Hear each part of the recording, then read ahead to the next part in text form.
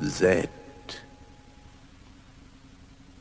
And now, with a free mind and a protected soul, we ask you to enjoy Burn Witch. Burn. Good evening to this week's episode of Halloweekly. This week we have 1, 2, 3 types of movies we would love to see return to horror. Ha ha ha. You like that one? That's perfect. I can't do that one. Welcome back to Halloweekly. We are your hosts, Nick Rollins here with George Ely. And today we have quite a treat for you. We were talking the other day, and George came up with this list of the 3 types of subgenres in horror that you would like to see return. Yeah, and then it changed.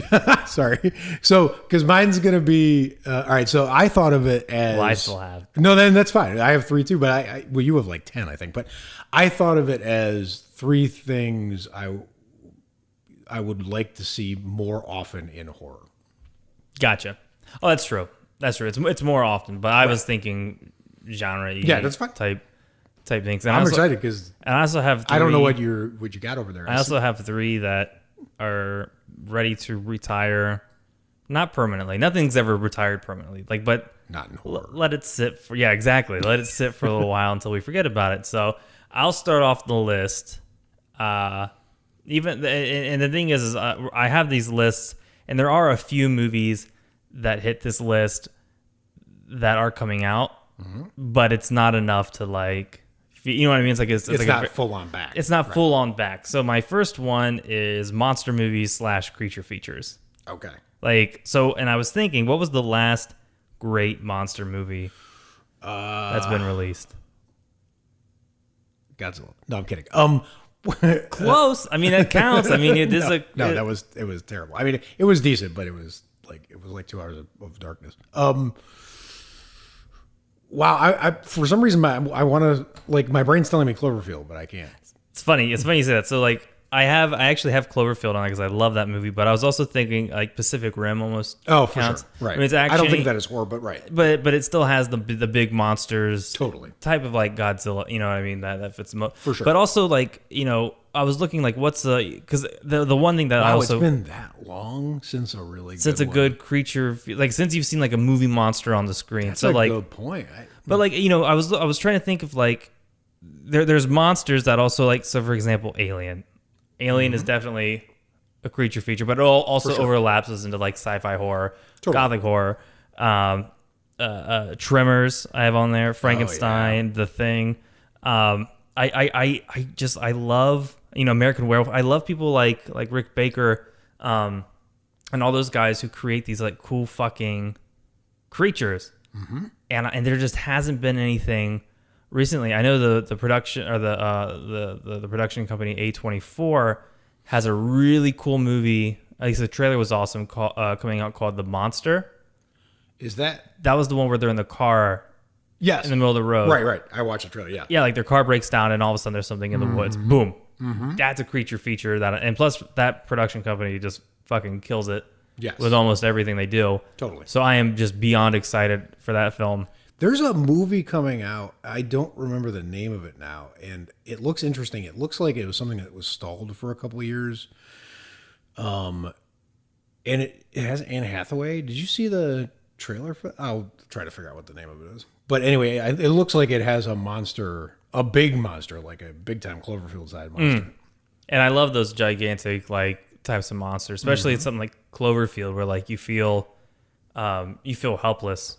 You're what can I possibly even do to destroy this thing? I can't believe it's been that long. That's a good point. Well, coming up, they did announce a King Kong versus Godzilla, which with Skull Island coming out, it seems like they've really beefed up the size of Kong. Which whenever it comes to King Kong versus Godzilla, I've always been Team Kong for some. I don't know why. I like the idea of Godzilla. I think he's cool looking, but I'm always going for the ape. Yes. Always. Oh yeah. No reason. No, I'm with you. I feel the same way actually. So creature features. Colossal's the Anne Hathaway movie. Oh, that's a cool title. Movie review. Anne Hathaway is literally a giant monster in this crazy original Colossal. I don't know what that is, but Sold. There we go. They must have. they heard you in advance, right? Exactly. Psychically. They're gonna hear this and be like, "We really gotta get that movie out. We gotta please Nick." But yeah, creature features. I want to see more. I mean, I know why they don't do it. I mean, it's got to be crazy expensive to. Well, that's weird. That's a good. So I was thinking while you were saying that, like, I know. I mean, everyone's against bad CGI, but like, didn't special effects get easier? Like, you'd think there'd be more since you could. It's easier now, right? You would think, like, hey, they were doing this kind of shit in the 40s, launching a Junior Wolf. Right. You think they'd be like, hey, we've already done it a few times. Well, look at Jurassic World, right? Like they. Mm-hmm. Although it was probably super expensive to make. But apparently Jurassic World 2 is going to be. They're saying it's going to be scarier, so hopefully that's true. Oh. In the sense of like, that's good. Not as scary as in like, oh my god, they paid this much for that movie. Right. Right. Scary as in like, I'm in my seat sweating. Do you consider The Shallows a creature feature? Well, Jaws was considered creature feature. Sure. So I think creature. I mean, like, and this shark. I mean, the Jaws shark. All I did was kill people. This one, like, ate steel for breakfast. Mm-hmm. Yeah, this one could fly. Yeah, I mean, I consider it a creature feature. I mean, it's still, I think, a monster movie where it's something other than a human coming after you, because Psycho's not a monster film, right? No. I mean, but you could say no. Then you can get deep and be like, well, Norman Bates is a monster. No, it's not. No. I mean a very weird looking creature. Depending, it doesn't matter if it's big or small, coming after you and trying to fuck your shit up. I'm so glad you said this one, because I just rewatched a movie that makes me really, really happy called Rogue, which is a killer crocodile, I'm going to say, Australian horror movie. And it's really, really good. Like, it's so entertaining.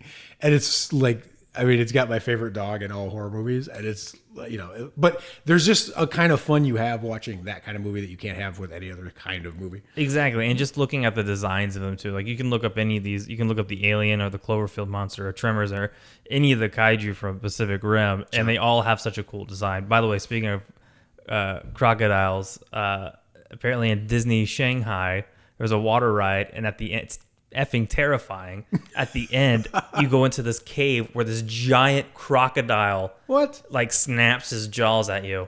Why is Disney insane? I don't know. Every other Disney park has a terrifying ride. So that's amazing. I don't know. Disney Paris has a dragon in there. Yeah, doesn't matter. Off topic. Big but giant monsters. See, that's why I want more creature features. I want that. They're not coming out with them, so I might have to go to Shanghai Disney to get my Don't fix. make us go all the way to Shanghai. Don't make us go all the way over there. Okay, so that's my number 3. All right. My number 3 of the 3 things I'd like to see more of in horror is voodoo. Mm-hmm. Oh my God. I mean, it was so... one of my favorite horror movies, and you and I just watched this, is Angel Heart. Mm-hmm. And this movie is just creepy as hell to me. It really scared me when I was young, and so I was like curious, getting ready for this podcast. I'm like, I can think of a couple voodoo movies off the top of my head, but I'm like, let me look up a list. I'm going to find like the 10 best voodoo. There is no list. Because nobody can find 10. There's not even 10. Like Dread Central or someone tried to do it, and they're like, we could only do 7. So here's your top 7. Because there's not even enough to do it. And the amazing thing is, like, to me, there's something that voodoo element in a movie gives it a special kind of creepy. Yeah. That feels, to me anyway, feels dangerous. Like, I was just reading an article about the movie Dead Ringers, David Cronenberg, and it said this movie feels dangerous, like it's causing problems in the world, or it might mess with your head too much, or the filmmaker saying stuff that is like so out of bounds that, like, it's dangerous to, and the voodoo element adds that. Like, Angel Heart felt like a dangerous movie to me when I watched it. And then I was like, what's another voodoo movie? And then it was Serpent and the Rainbow. I'm like, that movie felt dangerous to me when I watched it, right? And I was like, wait, and if it works that well, like, why isn't there more of this, being made or done or whatever? But like the Angel Heart, like I in my notes I had Roger Ebert. He bashed horror a lot, so I just assuming he was going to give a bad review, but he gave an amazing review to Angel Heart. And his beginning of the review is, after everything is all over and the dust is settled and the blood is dried, it is possible to unsort the plot of Angel Heart and see it's really fairly simple. But it doesn't feel that way at the time. It has the unsettled logic of a nightmare in which nothing fits and everything seems inevitable. And there are a lot of arrows in the air and they're all flying straight at you. I was like, oh, damn, Roger. That's a great start to it. Rest in peace. Exactly. That's a good. But that's the thing is like, it's the voodoo element in Angel Heart. What happens is when you're watching it, it feels like a noir, right? Mm-hmm. Is that the first half of the movie? Yeah. It felt very, very noir. I mean, it's it's the detective with trying to hook up with the girls. Lots of shadows in the film, and it's just him walking around trying to figure out this mystery. And old timey music and and that was the thing. At first I was like, this isn't horror. This is like This is like I was considering it like thriller noir set, filmed in the 80s, which. Right. A movie in the 80s that takes place in the 50s. Right. Kind of threw me off. I'm sure. But that's the thing is like that when it shifts, and I think this movie was it was filmed in like 150 locations or something insane. Like, and when it shifts, it felt that way. Right. It was like moving all around. But then the voodoo element starts popping up in all these different places. And one of my favorite moments is when the musician Toots Sweet gets threatened by like a voodoo message, like a gross dead chicken foot or like whatever. Yeah. And his reaction was so like genuine. Like like he saw that thing and it was like Michael Myers just walked in the room. Mm-hmm. And the fact that like the voodoo element can convey that much like menace and fright with just little details, makes me wonder where's and it's different than like witchcraft too.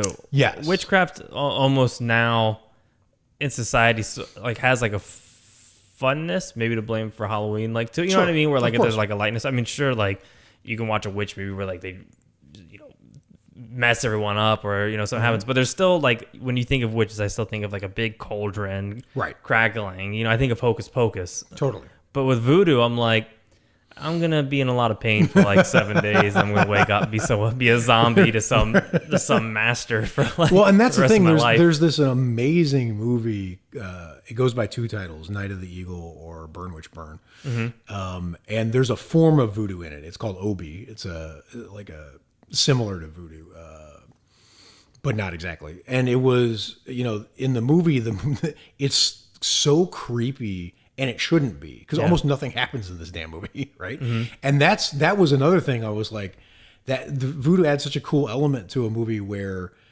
like, I was not bored even though not much was happening because what you were thinking about behind the scenes could be happening or was about to happen was genuinely unsettling. And that's like, it was the ending is unfortunately mostly ridiculous looking now.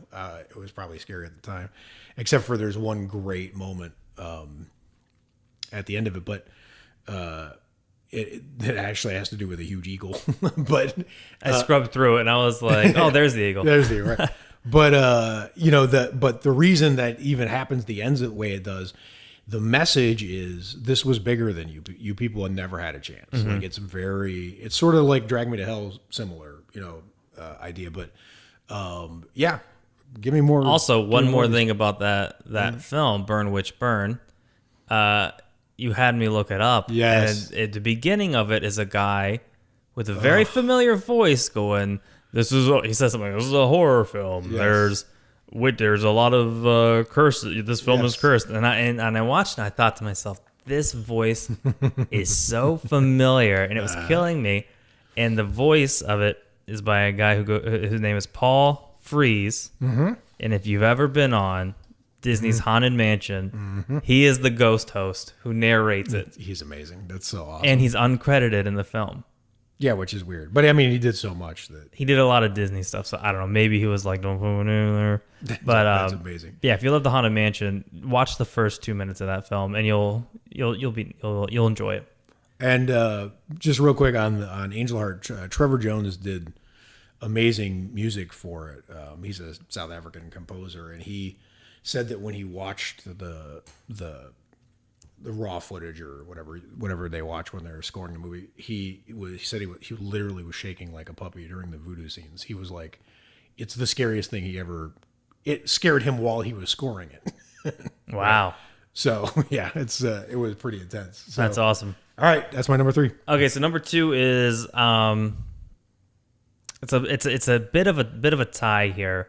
So I have gothic horror / Hammer horror. Oh, Hammer. And the thing is to be completely honest with you and the listeners, I haven't even watched like a ton of Hammer films. I just recently watched The Woman in Black. But I love like The Curse of Frankenstein. Sure. I love Peter Cushing and Christopher Lee. And when I looked it up because like the internet is like defining gothic horror can get a little tricky and a little muddy. I'm sure. But whenever I think of gothic horror, I usually think of really fancy set pieces. Right. I think of really, really cool settings, usually a lot of fog. Yep. But places that when you look at like one frame of the film, it feels unsettling. So, but I feel like Hammer sort of fit that bill for. They did. Actually, I was just reading an interesting article that said that it was the movie Psycho that wiped it out. Kind of like people say Nirvana wiped out 80s hair metal. Everything was in romantic, settings and castles and landscapes and like whatever. And then Alfred Hitchcock was like, the most terrifying place in the world is your bathroom. And then people were like, oh shit. All right. Get us out of Make everything laboratory. Exactly. So I tied gothic horror with Hammer horror. And some of the films that popped up that I enjoyed was like one was Sleepy Hollow, the 1999 Tim Burton film. It's kind of like the ultimate American. But like I just love the settings of it. The Others, which was another great one. Nosferatu, Dracula, The Orphanage. I just really it's been a long and Crimson Peak. I was just about to ask you about Crimson Peak. It fits the bill I haven't seen it because I know some people were weird about it, but once you tell them like it's like gothic romance, they're like, oh yeah, that makes a lot of sense because it was really pushed as horror, right? Like the whole time, which it was gothic romance. But as a gothic romance film, like I thought it was damn near perfect because it's exactly what you want out of that. You want to be in these, really fancy but run down castles, mansions. You want to be able to look at it and look like with Sleepy Hollow, you can look at the town and be like, I bet it looked really nice at one point in time. Right. Then they started being terrorized by the Headless Horseman. Right. And you get a feeling when you watch these films that like, at least for me, whenever I watch a gothic horror, I'm like, I want to explore that place. Like I want to be in that castle. I want to walk around. But at the same time, that's the best. But at the same time, I don't want to be there. I absolutely would not want to find myself exactly anywhere in those places. And I think Crimson Peak was sort of like the last good gothic horror. But Crimson Peak failed, right? Box office wise. I don't think it did as good as everyone else like me wanted it to. Okay. I don't know if it was. Well, because I'm going to ask you a question. So I know this just popped into my head because I didn't know what you were going to say too. But like, what do you? Is it possible that the drought in gothic horror comes from they're out of source material? Like gothic horror was based on existing stories a lot, right? Yeah. Like Sleepy Hollow is a book and or a story and the Frankensteins, and Draculas, and all that, right? So like they covered that, and then nobody's writing that kind of stuff anymore, right? So I don't know if that's possibly one of the because Crimson Peak's original, and it didn't do that well. Yeah, right. Well, is it because they don't write it? I don't know because that we had like 10 Sauls. so good point. Totally but then again, they did do gothic horror for like I don't know from like Nosferatu. Yeah, quite a run. So to like the 60s, 70s. So I think it back. Yeah, so I feel like it's been a while. I'm hoping Crimson Feet was them like getting their feet wet, like, hey, did you like that shit? Did you like the feeling of it? But I don't know. I mean, because like Sleepy Hollow wasn't that long ago, and it's still, thought of as like, really like one of Tim Burton's best films. Absolutely. So I don't know. I think, and that's the thing with with anything on these lists, especially my number one, it just depends on the film or our show itself. Right. Because like even like American Horror Story, I think some of the seasons, I guess you could consider. And Penny Dreadful was clearly. Playing in the same. And it just depends on like the episode or something like that. So I think it just. Did you see The Boy ever? No, I didn't. Because that's a really gothic setting. I mean, it's sort of woman in black-ish, but it was. I found the house really convincingly creepy. It wasn't, but it was atmospheric inside the house, but it didn't have those other elements that you're talking about, like the fog and the countryside and all that. Well, even a lot of people talk about this, but like Aliens considered Gothic horror, The Shining's strangely considered Gothic horror. Yeah, it makes sense. It has all the elements, the weather, the big. Exactly. So I feel like Gothic horror could still. I don't know. It needs to have like its next flagship film. That's like, here it is. Well, and that's so. It's funny you said that, because that's exactly when I was thinking about what was going to go on my list. I was like, I wanted to not just pick something that I personally enjoyed, but pick something that I knew had been done super well or made a mark, at some point before. There's just, for some reason, not been enough of them, right? Yeah. And think about it. I mean, if you did a list of top 5 horror movies of all time, the odds are really, really strong both Alien and Shining would be on there. Yeah. So, like, if people have been making horror movies for more than 100 years, right? Like, if in more than 100 years, a couple of the top 5 are that kind of movie, make more of them. Exactly. But the thing is, look at who directed those films. Right. You don't have that same caliber, of people. Don't talk too much is on my list. Well, I won't go too far, but I will say if anything were to ruin Gothic horror, I think I would have a safe bet in saying producers. Yeah. I'd have to say producers were probably like, no, don't make it like all about the house. Add some jump scares. Yes. Or add, not that jump scares are bad necessarily, but they would set it in Vegas. I want to go to Vegas. Exactly. Film in Vegas. They'll do some dumb. Don't set it in Moldavia. I don't want to go to dumb Moldavia. Shit like that. Right. All right, so my number 2, Gothic / Hammer horror. Please, that's some. Well, I guess Hammer's starting to come back a little bit with Woman in Black last year, and then for sure. What else they do? Something other more recent. I can't remember off the top of my head. I can't either. But not Woman in Black 2. No. But anyways. All right. So my number 2 of the things I'd like to see more of in horror is war. Okay. What is it good for? Absolutely. Horror films. Absolutely horror films. All right. So one of the first movies that ever really, really, really unsettled me as a kid is a French movie called J'accuse, right? So the story behind this movie is amazing, because it was made in 1919, right? And then it was remade in 1938. Same guy, okay? So this guy, you want to talk about dedicated filmmakers, right? This guy shot footage in the actual war, World War I, right? He didn't get the footage that he wanted, he realized when he looked at it. So he re-enlisted. He went to war he could film more scenes, right? So he ended up going back into the battles, filmed actual battles, and then he did this amazing thing where it cracks me up. This guy is like, he should be a legend more than he is just for this, what he's about to do, right? So a general's walking by one day and he sees soldiers acting really weird in the front of the battlefield. And he goes, what's happening? And this guy, Abel Gance, the director, is arranging soldiers on the field. And he's like, what are you doing? And he won't answer. He keeps just doing it. And the general's like, what are you doing? And then finally he gets an image, and he had been lining up the soldiers so their bodies spelled out the word J'accuse for his movie title. And the guy goes, what is this? The general goes, what is this? And he goes, I'm making a movie about how you are destroying humanity and everything about what you do is wrong. To the general. I mean, this is a dedicated filmmaker, right? Savage. Yeah, totally savage. So the end of the movie, there's a famous, they call it like the Rise of the Dead scene, but this guy goes back to his village and he goes insane, and he tells them, the people of the village, that the soldiers that all died for nothing are going to come back to the towns and villages where they grew up or born or whatever. And they had to look them, the soldiers, in the eyes and be like, it was worth it. Like, we didn't die for nothing. It was totally worth it. And he knew they wouldn't be able to do it because they did die for nothing. That's what he believed.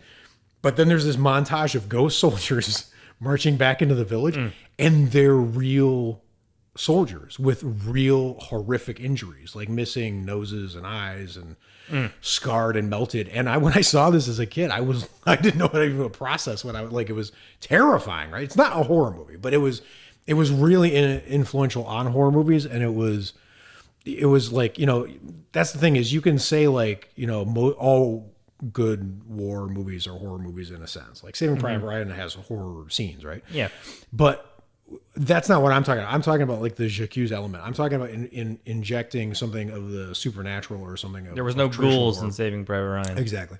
So, and I really like that feel of those two things together. So I went looking for, I knew off the top of my head a couple that were just great. So I had them like on the list. And then I realized that I was finding a lot of military themed movies, but almost all of them sucked.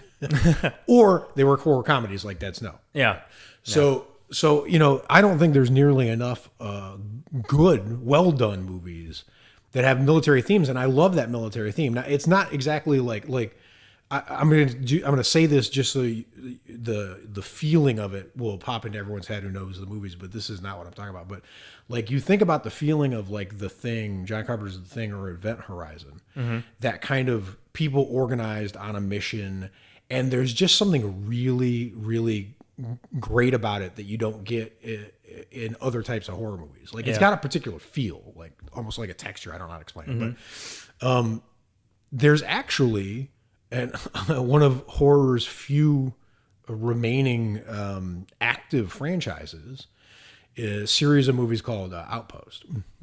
And I love the first one. The second one is decent. The third one wasn't very good, but they're set in military settings, and the Outpost has an actor that I love. His name's Ray Stevenson, who he was played a really tough fighter, gladiator type soldier in the HBO series Rome.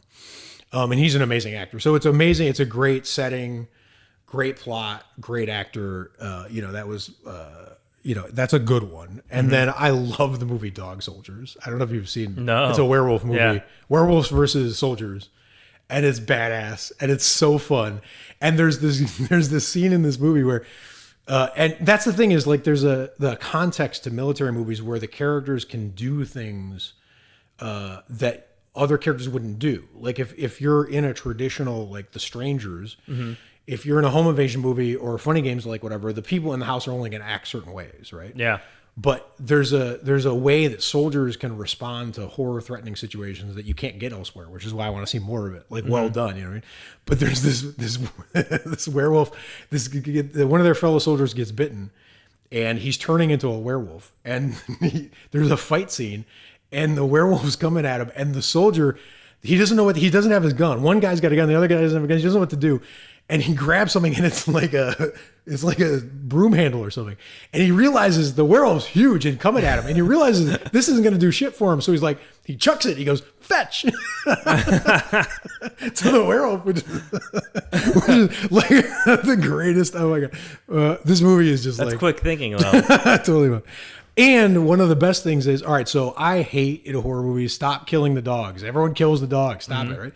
But in this movie, one of the soldiers gets in trouble because he won't shoot a dog. He refuses to. So props to this movie for not shooting a dog, even though they're killing werewolves all over the place later. Like whatever. The normal dog lives. So, I mean, thumbs up for this movie for pulling that dog and the cat from Alien are best friends.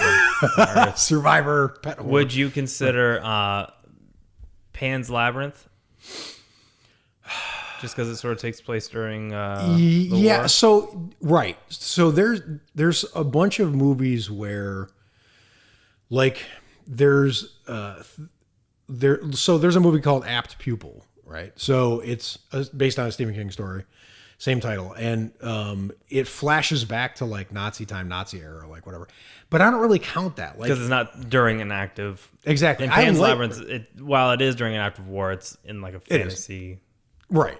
I mean, it sort of counts, and it's a great movie. But like, again, that's the thing is, if I was doing a list of like the 10 best military themed horror movies, I couldn't even get to 5 without starting to put movies on that aren't even very good. Yeah. Right. There's an old movie called The Keep.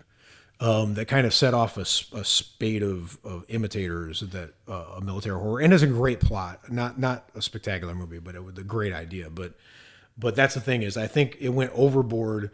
A whole bunch of people did cheap knockoffs of it, and then everyone got sick of it, and now it's never really come back. So yeah. Well, my number 2. That probably explains why my gothic horror went away. So exactly. that's fine. All right, I'm excited here. Number 1. Well, you know my number 1. Oh, I do. Guess. I don't know your number 1. Anthology. Oh, damn it! And I do know your number 1. It's always going to be Anthology. It's nothing new to the show. I like bite-size. Totally. Bite-size horror. So there hasn't been in a good while. I think Trick or Treat was probably the last anthology that I really, really like. Right. Just knocked my socks off. What year was Trick or Treat? I can't remember. I think it was like 2007. Okay, so it's been a while. I think so. Almost 10 years. Yeah, so it's been a while. There's been other films that I just don't think. Well, I would maybe VHS. Right. It's probably a little bit more, but it as a whole, like when I'm thinking of like anthologies where I loved the whole thing. But that's the other thing. That's also one of the pluses I wrote down about it was even in bad anthologies, there's usually one segment that you like. So sort of like in like the later VHS films, right? But anyways, some of the anthologies I liked obviously was like Creepshow 1 and 2, Trick or Treat, Tales from the Crypt, Tales from the Dark Side, VHS, and then one that I just watched a few days ago. Since it's October, I'm watching like a few horror films, on TV while I work. But it was an animated anthology based off the tales of Edgar Allan Poe called Extraordinary Tales. Oh, cool. And one of them was actually narrated by Guillermo del Toro, which I really liked. I forget the name of the one. Some guy's like locked in a prison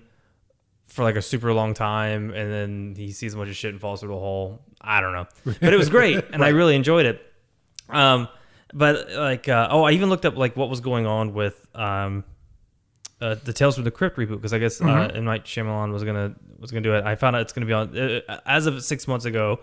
They said that TNT was gonna bring it back, which is just the weirdest choice for a network to have. Strange. And then I kept thinking CW was involved somehow with Scary Stories to Tell in the Dark. Turns out Guillermo wants to do it as a feature. Okay. Which might actually that could be good. Which would put it back in with the ranks of like Trick or Treat and Creepshow. But the thing I just do you count television anthology? Yeah. Like I count Tales from the Crypt as small short horror, Courage the Cowardly Dog, Are You Afraid of the Dark? Right. All of those I do count just because it's anything sort of horror, that's like 20 minutes. Now, well, it tells me it was like almost an hour, but it's bite-sized horror. It still feels totally. It doesn't feel. I was like actually a feature. just reading a great book called Terror Television. I'll put the author in the show notes because he's a great writer on horror in general, and it was talking about like so many of the anthology shows that you like. Night Gallery gets no credit. I mean, it turned into crap because Rod Serling got interfered with a lot, but there were some great episodes in there, and it's like we were talking about before. Like there's a feeling that you get from that bite-sized horror presentation you can't get another way. It has a weird feeling to it. Like it's almost more, it's like a dreadful, macabre feeling to it. Yeah, and it's like horror. Like it's like a stab in through the ribcage. Like it's when it's quick, like you have no time to process or defend, and then it's over. Like with a feature, there's lulls, and Well, the other that brings up a few points that I wanted to talk about with anthology is like, if I watch an anthology film, like even like the ones that I think are bad, like ABCs of Death. there's a short film, and each one of them begins with a letter of the alphabet. So you have quite a few short films, and a lot of them are shit. But there's always a few that gets me, and I feel like grossed out. Like I get like the feeling of that horror is supposed to bring you. Yep. And I'm like, okay, well that one was worth it. When I recommend it to friends, I can say, hey, just watch it for this one. Just watch. But if I spend an hour and a half watching a shitty feature, then I've just spent an hour and a half watching a shitty feature. Totally. Right. I mean, granted, there might be like a scene in that film that I thought was really good, Sure. but it doesn't. It's not the same. But it's not the same as like a story. It's got to be a closed beginning. loop. Yeah. You're right. Exactly. It's like a jewel you can hold in your hand. It's like. And that's why I like stuff like Tales from the Crypt, because sure, there's episodes that I don't think are good at all. Right. But I can talk for hours about the episodes that I did like because I didn't feel cheated out, of a story. I think there's an energy that comes from doing horror in an anthology format where the team that's working on it, they have to solve radically different kinds of challenges every week, whether it's radically different kinds of special effects or radically different kinds of characterizations. If it's a feature or if it's the same, thing you're doing over and over again, like the X-Files, crew, they probably just fell into a rhythm and they were like, all right, this is what, it's, we've solved filming in the dark and we solved like whatever, and then that's just solved forever, and we're going to do it 4 seasons, like whatever. But if it's anthology is really pushing itself, like it's to me, it's like I think about like the effects they do on like a creep show, and like I was seeing how they did the cockroach effect. Yeah, that was creep show, right? I can't remember this. And it was like the way they solved the problem was, and they got the shot right, and everyone in the room was like high-fiving each other, and like they just knew they nailed it, right? And with an anthology, you get to do that like in radically different ways often, which is cool to me. Exactly. And I don't know, I think the main thing behind it is you get more variety out of it, which is something like I tend to, because the other thing is now I don't know if it's I'm sure everyone would blame the internet and social media, like we're all like, oh, we're so short-minded, but if that's the case, they'd make more anthologies for us so we can enjoy horror. We're already broken. Yeah, so we're not going to fix ourselves. Give me a 50-second horror film on Instagram that I could enjoy. Yep. Well, I like an anthology with a ruling theme to it, and I think honestly, Rod Serling might be my vote for most interesting person who ever worked in the horror genre visually, because there's a unique, his style, like even if the stories were different week to week, you could feel Twilight Zone his had thoughts in it, right? Like you could feel his philosophy of storytelling. There was an energy to Twilight Zone. Totally. You watch any episode, like immediately what show you're in, what to expect, what to feel, but you don't know how it's going to go about. Right. Which is really cool. And the same thing with I mean, they all have like they all have such distinctive feelings to it. Like Creepshow definitely has like the EC comics over almost slightly over the top horror style to it. Tales from the Crypt had the same dreadfulness about it, where the main character is going to get it in the end. Trick or Treat throughout the whole film had this awesome, Halloween feel to it, where you could almost smell like the dead leaves. You know what I mean? How it has that smell. I mean, you had me at Trick or Treat. Horror should do more of everything that was in that movie. And even with Extraordinary Tales, like they were all Poe, which everyone knows Poe growing up, but it still had that like that old timey like someone's reading this to me vibe, and it had it through. And each story they did is a very different style of animation. Right. But knowing like the material that it came from, it's no matter how different the animation was between each segment, it still had some level of the same energy. See, I think you just nailed it. I think that is perfect. Like to me, you're right. Like no other type of horror is going to give you that sitting around a campfire getting a story told you in that way, right? And that's such a great feeling that you're watching it, but you also have that sort of like storyteller vibe. Because to if it, you right? if we were to go further with the campfire story, if you and I were sitting around a campfire and I told you a short 25, 30-minute story, it would I'm guessing, I mean, it could go either way, but I would venture to guess that story would scare you more than me wrapping up the hour and a half story. In fact, with the hour and a half story, you'd probably be like, hurry up. The fire would be out. Exactly. That's the fire would be, that's symbolic fire The fire's gone. But would be out. So right. That's awesome. That's an awesome. but apparently they don't do well in the theater. I don't know what that's all about. Well, Trick or Treat probably made a bunch of money after, right? It probably did better on DVD. Yeah. But I hope so because it deserved it. But I love that. It's a great number one. So bring it back. If not, I will. I'll start. Bring it back. All right, my number one thing that I want to see more of. I'm excited. I don't even know what to expect. Is isolation. Okay, so let me explain this. Do you want me to leave? That's awesome. No, I don't. One of the movies that really got under my skin and stayed there, and if I see it on, like I'm compelled to watch it, but it makes me nervous. Is Repulsion, right? And this movie is basically one person going crazy in a room, right? So.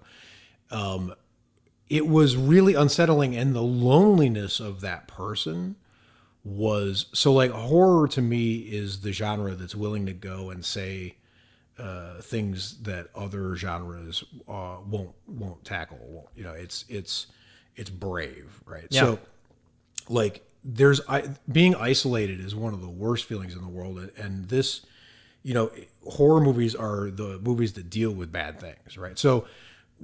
This subject is something that horror is perfectly suited to tackle. Yeah. But what happens is they usually bring in a group, Evil Dead style, where they're isolated, but they're isolated together, right? And then the true isolation part of it is sort of lost. It's kind of muddied up, right? So there are some great, but the thing is, like I think about the opening of Night of the Living Dead. Is so powerful and so memorable, right? And a lot of that movie is amazing, powerful movie, but like it hits you with this first moment of these two people are just alone. Well, they're not quite alone. They think they're alone. They think they're alone. They're just kind of alone, and that's the thing is like I think part of the power of that was generated by this movie hit you with a real isolated moment between two people. Right. Focused. I'm like, this poor son of a bitch is just over there by himself facing like whatever. And he's got attitude and he's like, whatever. But there's a power to that, right? Yeah. Like that situation. Right. So, and Don't Breathe played with it, but for some reason it didn't work. It didn't give me any kind of isolated vibe. I don't know why. It should have, right? Yeah. But it didn't. I don't know if it was the two people were, the people who were there were interacting so much because isolation also requires kind of some quiet to it. And these characters were constantly just talking nonsense to each other through a lot of the movies. So whatever.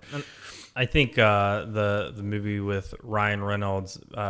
Yes, Buried. Yep. Yeah, that one. Holy. Totally. Man, that movie made me breathe weird for a while. And that's the thing is when you put people in a situation like that and tackle that way, without muddying it up, there's really a power to it. Like The Shining sort of had that isolated feel, and it had those quiet moments, and it had the guy Halloran coming to rescue them takes half the movie to get there, right? So they're totally isolated. Even if you go and you think back in Kill Bill, when she's buried alive, you're like, oh yes, totally, God, and that's what also makes her just like such a great hero is when she punches her way out of that out of that box. That was a great setup for that. But it's that sense of like, I mean, both of my references were people buried alive for some reason. Sure. Well, sure, because that's a pretty isolating moment. That's a very scary fear of mine. Right. But like, I just couldn't imagine like, because you mentioned when you mentioned the cabin, I also thought about the people in Alien, how they're alone but together, which is I guess Ripley sort of ends up totally isolated, but I don't know, like the sense of isolation. Even though it's funny we mentioned the shark from The Shallows. Yes, that's another terrifying one. Like that was on my list. Was it really for the isolated? Because I thought it did that part right. Like there's all kinds of other things wrong with that movie, but the isolation part. I remember when I was watching it, I was like, I'm really enjoying this, and it's sort of unsettling me. But I was like, oh, it's because it's one person against whatever they're against, right? Yeah. And horror like has to have like so many people telling each other one-liners and setting the cultural scene and making references to things that are happening in the like. It doesn't take the time to be quiet that much anymore, right? And that's what I really love. Like, so my this is not a horror movie, but this is my best example of the effect of it. No, you don't. No, I do. Insomnia. No, what did you think? I was gonna say Castaway. Oh, no. God, no. He's not alone. He's got Wilson. All right, so the thing is that so Insomnia is a great movie that had a good American remake. It's originally Scandinavian, but and the Scandinavian version is incredible. And I do think of it as kind of like a crime horror movie. But the thing is, when this character, he's sleep deprived and he's lost his partner and he's kind of just trying to work through this situation. And the only person who knows the truth about the situation is the villain. So, but the villain's totally alone themselves, right? So they're playing games with each other and they're pretty much alone. And I remember after I watched that movie, I literally felt like I was thinking like that character for the next couple hours. Like I would go like to the store and buy something or whatever. And I was standing in line thinking, I could frame this guy by doing this, or I could I was thinking like the character, and I was like, how did that movie pull it off? And it was because the movie gave me so much time to think my way into his head because there wasn't a whole bunch of people talking at me the whole time. It's like walking into a store that sells cologne, like whatever, and you leave and it's on you, right? Like that movie was just like in the air around me for the next couple hours, and the isolation is a powerful way that it does that. And I don't feel like it's executed well enough, often enough. So my number one is Isolation. Ugh. That I just always think of those movies. I still think Barry is the only movie that ever made me breathe weird. I've never had that reaction. I can imagine. I was like, oh God. Yeah, it'll do that. Oh God, that's a fantastic. Then don't watch one. The Vanishing. Well, what am I gonna do when Guillermo del Toro? What am I gonna do when Guillermo del Toro makes an anthology film about an isolated monster in a gothic horror house? Take my money. And he just combines the shit out of all most of the lists. It's gonna be amazing. Oh, well, that's a good. Oh, so not to forget. So we have now total of 6 films. Yes, we would love to see come back. It's only fair because you can't have every type of film going on. Something's got to go. Something's got to go. Make room. So I have 3. Well, 2 technically, and I'll explain the last one. Of films that need to just take a quick retirement, just go on vacation, figure out what you're all Climb into about. the grave. Yeah, go into the coffin. Isolate yourself. Yeah. Stay there. Go to the crypt. Think. Do some thinking. Do a staycation in the cemetery. And so number 1 comes or the one that I have that needs to take a breather is no surprise, but found footage. Right. I mean, I had Cloverfield as my one of my favorite creature features. Sure. But it's been a while since Cloverfield came out. Yes. And since then we've gotten a lot. Yes. Of found footage. Even in I also mentioned VHS. One of the great shorts in that one is the found. Well, I think most of it's like found footage. Yeah, right. Most of it. Correct. I think it's all like found footagey. But I think much like how the people probably in the 60s and 70s were like, enough of this like haunted house, mansion stuff. Or 50s were like enough giant ants. Exactly. I think now's the time, especially since the Blair Witch just recently came out, and it wasn't. I thought I was hoping to be so much better. Right. I think that was sort of the like staple of like, okay, go away for like, I don't know, take 20 years off, and then when the next group of young teenagers come around, freak them the fuck out with that. And then they'll do a hologram cast 20 years from now where two people are talking about how that kind of movie needs to come back. Exactly. It'll be perfect. Exactly. We'll be the ghost host by then.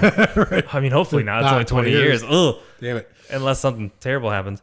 But I think found footage needs to take I think the last found footage film, or at least the most recent one I saw that I enjoyed, was Troll Hunter. And I even remember thinking during that it just feels so played out. Right? Yeah, and it could have went for like a really cool, who am I to say what they should have done? But when I think of Troll Hunter, if they had done it more cinematic like, it could have had like a real powerful, like it could have made the trolls feel stronger to me. I don't know. I've seen like 80% of it, but yeah, no, I agree. So found footage, go to the crypt. Yep. Remap it. What else are you shuffling? So next, this is a weird. This isn't really a category. I just wrote down because this is how I feel inside about these films. But I categorize it as shit horror. And basically, what I mean by that is like, you use the term, the cookie cutter horror films that come out every year around this time. And I think it's the reason why John Carpenter even said something like, a lot of horror films suck. Right. I think it's because of this type of film. But the ones I think of are like the Ouija's, right? Annabelle. But see, that's the thing. I think Annabelle is terrible, but like I love The Conjuring. But The Conjuring's not shit horror. Conjuring, of course. And I would say even Insidious is good. Right.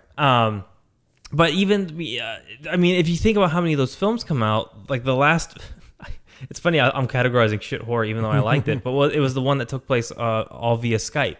Right. But that's just because it did something unfriended, but it did something a little bit different. This also could be categorized under like teen scream horror films. Sure. Which is the whole purpose of it, is to have teenagers go out and spend their money at the movie theater, have a few jump scares.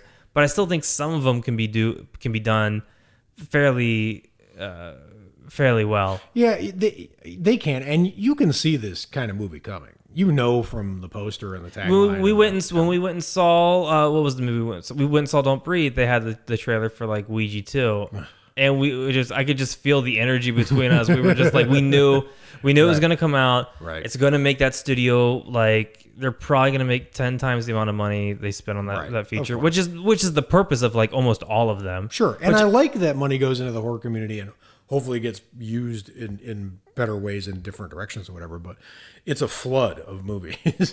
Exactly. And like I don't fault the studios. Like if someone said, Nick, draw a piece of shit and you'll make, $13 million. You actually would start the shit horror franchise. I would start the shit horror franchise in the hopes that like, hey, I have enough money to like pay fucking Ridley Scott to do like, Alien 900. Right. So shit horror. Yeah. But I guess to be fair, I would call it this generation's a version of teen screams, which I'm hoping this isn't the start of like an old man thing. I don't want to like I don't want someone else like when they're 25 to be like, look at all those movies those like 13 to 19-year-olds are seeing in the movie. You know what I mean? I like your old man voice. Right. but it's I get fine. That shit horror can retire forever as far as I'm concerned. I think part of the reason we even started this podcast and I admire so many podcasts and writers who get out the message about real quality stuff. Right. Like that's important because you vote with your dollars. Right. And the more attention you can steer towards, stuff that's actually trying to accomplish something or scare the shit out of you in a real way, the better. Right. So, yeah, that can go away forever. And even when the studios like post like a trailer for shitty teen scream films on their Facebook, usually the top comments well, one, usually the trailer is the film. Right. You usually see the entire thing in the trailer, which that needs to go right now. Yes, it does. But even the comments are usually they tell you everything that's coming. They're like, this is just like they're gonna have like 3 jump scares. The film's gonna suck, and then guess what? They're fucking right. Like the Gallows. Remember the Gallows? Totally. I consider that shit horror because the trailer the trailer was so fucking terrifying. Yep. I loved it. I was like, oh. Yep. And then I saw like the real trailer, Right. where they explained everything, Right. and I was like, what? Right. What the fuck is that? Right. Agreed. shit horror. And honestly, that's the thing is like that is you can feel when you're being manipulated. That's a manipulated movie. And one of the things that I've noticed, I've been hearing people say more on review shows and podcasts, and it's really starting to bother me, is I've literally heard this like 10 times in the last couple months. They're reviewing a movie, horror movie, and they're like, yeah, I mean, it's bad, but, you know, it's short. What? Like, it's bad, but it's 80 minutes. So like it flew by. Like, fuck you. That's like what? Like, just they're making these bad movies and they're making them short, and people are like, well, at least you didn't make me suffer for. Or they say 2 like, hours. well, it had a few good scares in it. Yeah, and it was only 90 minutes. So like, it was only 80 minutes. So like, I'm like, what? Like, stop! You don't give these people a break on like. Exactly. Or what you could do is just not pay to go see it.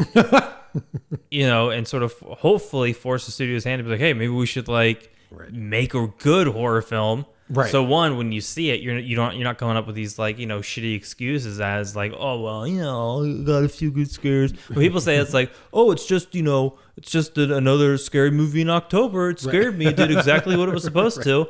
Well, if they are legitimately scary, then more power to them. But like, these aren't. They're not. Right. No. These are shit horror. It's only scary to me that it's, you know, that it was made by people who don't care about the genre at all, and they're getting away with it. Yeah, people don't give that excuse to video games when they suck. You pay $60 for a shitty video game, people fucking riot. Do the same thing for horror and force people to make good horror films. Perfect. All right, what's your number? Okay, so the last one, I don't think it should retire. Well, I think it needs to take a breather, but it needs to just come at us in a different form. But I would say paranormal films, because immediately when I say paranormal, the first movie is Paranormal Activity, which is the franchise that it did exactly. It scared the shit out of a ton of people with the first one. For most people, I know there's a lot of people like, oh, it didn't scare me. Right. But I saw it with a friend of mine. I went home. I was the only one in the house. Scared the fuck out of me. Sure. But then they overdid it. Right. But I there's something about like paranormal things that can still be extremely terrifying if they just reconstruct that genre. Yeah, you got to come at it in a fresh angle. I'm all for retiring anything that brought me the Poltergeist remake. Well, hey, we just mentioned shit horror, so that's where that belongs. But no, I mean, but you think about like, you know, paranormal, some of like the oldest, you know, ghost stories have been around forever. They're, you know, I still feel like it's so funny. I was gonna say it's the genre that'll never die. Coincidentally. But I just feel like there's something about it that can still be very the idea of like the paranormal is still very scary. It's just not through found footage anymore. Right. Like, do it in a way. I don't know. I'd like to, you know, hopefully do it. Well, you know, honestly, I'm just gonna throw this out here. I consider The Witch paranormal. You know what's funny? And it came at it with a fresh angle, and it was I thought it was really genius. It blows my mind you just said that, because when I was thinking of like how should it reinvent itself, strangely, The Witch was the movie that I was thinking of because it was super fucking effective. Right. And we're not going to have a string of 16th century period horror. No, that guy spent forever on that script. Right. He's like, no. But he came at it from a fresh angle that hadn't been done in a long time, and it reminded me how much I liked a movie called Witchfinder General, and with Vincent Price, and it was you know it's not only did he do it fresh, but I think that's the thing is Paranormal Activity was really scary, but it wasn't just jump scares scary. Yeah, because that's paranormal can do that. And Conjuring is sort of Yeah. paranormal. Conjuring is so slick that I don't even count it as anything but Conjuring. It's not. It's like its own thing to me, right? It feels like it just feels like a German sports car, like something. There's something mysterious about that I just really liked about The Conjuring. Like it feels like, I don't know, like it's something you do on your Saturday to scare the shit out of you. Right. That's what The Conjuring was, especially the second one, which I still think was probably one of the best horror films this year. Mm-hmm. I think Don't Breathe is up there too because it was pretty damn good. But all right, I'm with you. Paranormal. Yeah, paranormal. If there's come at it a fresh way. Don't go away. Just don't go away. Change your mask. Yeah, do something a little different and continue terrifying us. I didn't know we were doing this segment, so I didn't prepare for it. So I don't have anything but one. But I have a cheat. What I sound like an old man complaining? No, I was gonna say you sound like a certain politician who hasn't talked to his vice president about the situation. Yeah, whatever. Fuck him. I'm for Putin and Assad. So here, the one thing that I think needs to go away, I'm going to cheat a little because what needs to go away is something that isn't happening. Big time directors avoiding making horror movies needs to go away to me. Yeah. When you look at what pushed the horror field forward, there are incredible movies like Evil Dead. They came from people who really just their roots are in the genre, or like Tobe Hooper. But the horror field also advanced huge when it got bombs dropped on it by Alfred Hitchcock in Psycho, or Roman Polanski, Rosemary's Baby, or William Friedkin, Exorcist, or Steven Spielberg, Jaws. I mean, the Ridley top Scott, exactly. Top earning A-list huge directors used to make movies that would push the horror field forward. And I mean, I can't even, when's the last time a truly huge director who isn't known for horror dropped a bomb on the horror field and made a game-changing movie? I can't even, like, the only one Stanley Kubrick? Has it been that long? Like, I don't know. The only person I can think of now, the only woman I can think of now, because everyone we just mentioned is like dudes, but I'm hoping that the lady who did the Babadook, I haven't heard anything from like what she's working on, but like I hope like that's like her thing. Like I hope like the Babadook did that, she did it, right? But like in terms of big directors, see, that's different. So,